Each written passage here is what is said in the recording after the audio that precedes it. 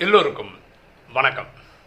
இன்னைக்கு bed time ஸ்டோரிஸில் நம்ம பார்க்கக்கூடிய சப்ஜெக்ட் ரிவார்ட் ஃபார் ஹானஸ்டி, நேர்மையின் வெகுமதி. டைரக்டாக சப்ஜெக்ட் போயிடலாமா? ப்ரொஃபஸர் சிவி ராமன், அவர் ஒரு இந்தியன் சயின்டிஸ்ட்டு, ஃபிசிக்ஸுக்கான சயின்டிஸ்ட்டு. அவர் ஸ்கேட்ரிங் ஆஃப் லைட், அந்த வெளிச்சம் இருக்குது, லைட் இருக்கு இல்லையா, அதனுடைய இதை பற்றி கண்டுபிடிச்சிருக்கார். ராமன் எஃபெக்ட்னு பேர். அதை வச்சு தான் அவர் என்ன கண்டுபிடிச்சார்னா, வானம் ஏன் நீல கலரில் இருக்குது அப்படின்றது கண்டுபிடிச்சார். இதுக்காக அவருக்கு நோபல் பரிசு 1930 கிடச்சிது. ஓகேவா? ஏஷியாலேயே முதல் சயின்டிஸ்டுக்கான ஃபிசிக்ஸ் துறைக்காக ஏஷியாலேயே முதல் நோபல் பரிசு வாங்கினது அவர் தான். ஏஷியாலே அவர் தான் நோபல் பரிசு வாங்கின இந்தியனில் ரெண்டாவது. ஏன்னா ரவீந்திரநாத் டாகூர் லிட்ரேச்சருக்காக அதுக்கு முன்னாடியே வாங்கிட்டார், 1913 வாங்கிட்டார். இவருக்கு கிடைச்ச அவார்டு ரிவார்டுன்னு பார்த்தீங்கன்னா, அதுக்கப்புறம் இந்தியன் கவர்மெண்ட் வந்து 1954 பாரத் ரத்னா கொடுத்தாங்க. அதே 1930 ஹியூக்ஸ் மெடல் அப்படின்னு சொல்லி பிரிட்டிஷ் கவர்மெண்ட் கொடுத்தாங்க. 1941 ஃப்ராங்க்லின் மெடல்னு சொல்லிட்டு யூஎஸ்காரங்க கொடுத்தாங்க.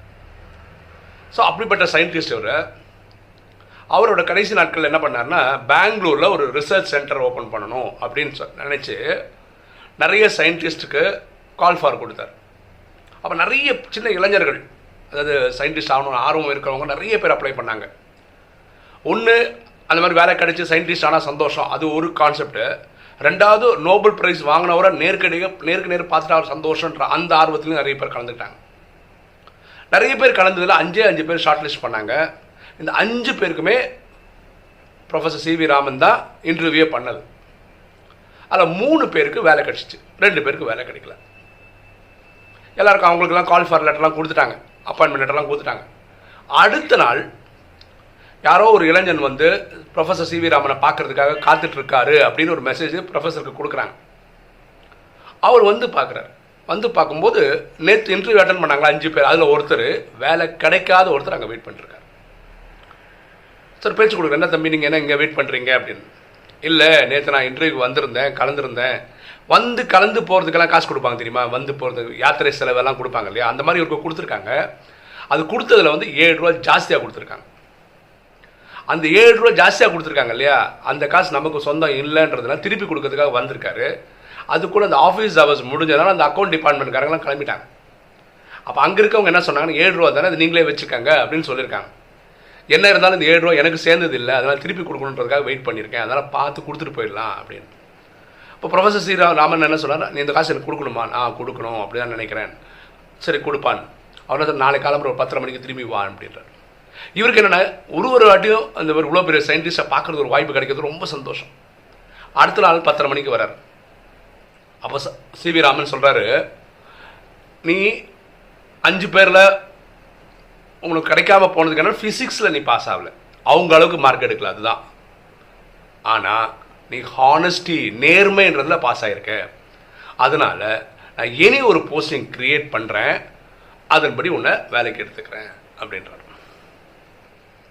அந்த நபர் பேர் வந்து ப்ரொஃபஸர் சுப்பிரமணியன் சந்திரசேகர். அவர் 1983 அவர் ஒரு நோபல் பிரைஸ் வாங்குறாரு ஃபிசிக்ஸுக்காக. அது என்ன கண்டுபிடிப்புன்னா, நட்சத்திரங்கள் இருக்குல்ல, அது வந்து அதோட கிராவிடேஷனல் புல்ல, அந்த புவி ஈர்ப்பு சக்தின்னு சொல்கிற பூமியில், அதோட ஸ்டார் சொந்த புவி ஈர்ப்பு சக்தினாலே கொலாப்ஸ் ஆகிடும், அதை கண்டுபிடிச்சிருக்கிறார். அப்படிப்பட்ட ஸ்டாருக்கு தான் நியூட்ரான் ஸ்டார், பிளாக் ஹோல் அப்படின்ற தியரியெல்லாம் கண்டுபிடிச்சது இவர் தான். புரியுதுங்களா? அவருக்கு ஒரு ஓப்பனிங் கிடச்சி கொடுத்ததே இவர் தான். இல்லை பியூட்டி என்னென்னா, சிவி ராமனும் இந்த சுப்பிரமணிய சந்திரசேகர் சொந்தக்காரங்க. இல்லை பியூட்டி என்னென்னா, அவர் உருவாக்குற ஒரு கம்பெனி, அதில் அவர் ஈஸியாக கொடுத்துருக்கலாம், ஆனால் அப்படி கொடுக்கல. அவர் திறமைக்கு தான் கொடுத்தார். திறமைப்படி ஒரு டாப் 5 வரல. டாப் 5 வந்தார், எடுக்கிற 3 பேரில் வேலைக்கு வரல. அங்கே அவர் வந்து ரொம்ப கரெக்டாக இருந்தார். யார்? சிவி ராமன். அதை மீறி இவர் கொடுக்க தோணுச்சு. என்ன காரணம்னா, இவருடைய நேர்மை. அவ்வளோ நேர்மையாக இருந்ததுனால இதுக்காகவாவது ஒன்று கொடுக்கணும். அவரு அதுக்கப்புறம் பயங்கர சாதனை பண்ணியிருக்கிறார் ப்ரொஃபஸர் சுப்பிரமணியன் சந்திரசேகர் கூட. அவருக்கும் நோபல் பிரைஸ் கிடைச்சிருக்கு. அவர் உலகம் ஃபுல்லாக பல யூனிவர்சிட்டியில் பல சப்ஜெக்டில் ரிசர்ச் பண்ணுங்கள், நீங்கள் கூகுள் பண்ணிங்கன்னா அதை பற்றி தெரிஞ்சுக்கலாம். அப்போ இந்த விஷயத்தில் என்ன புரிஞ்சுக்கிறோம், நேர்மையாக நடந்துக்கிட்டோம்னா அது நமக்கு வெகுமதி தரும், அது நமக்கு ரிவார்டு தரும். அது இன்றைக்கி தருமா நாளைக்கு தருமானு இல்லை, நம்ம குணமே அப்படி இருக்கணும், நேர்மையாக இருக்கணும், யாரையும் ஏமாற்றாமல் ஒழுக்கமாக வாழ்ந்தோன்னா அந்த ஒழுக்கமே நமக்கு கண்டிப்பாக வெற்றியை தேடித்தரும். ஓகே, இன்றைக்கி வீடியோ உங்களுக்கு பிடிச்சிருக்குன்னு நினைக்கிறேன். பிடிச்ச லைக் பண்ணுங்கள், சப்ஸ்கிரைப் பண்ணுங்கள், ஃப்ரெண்ட்ஸ்க்கு சொல்லுங்கள், ஷேர் பண்ணுங்கள், கமெண்ட்ஸ் போடுங்கள். தேங்க்யூ.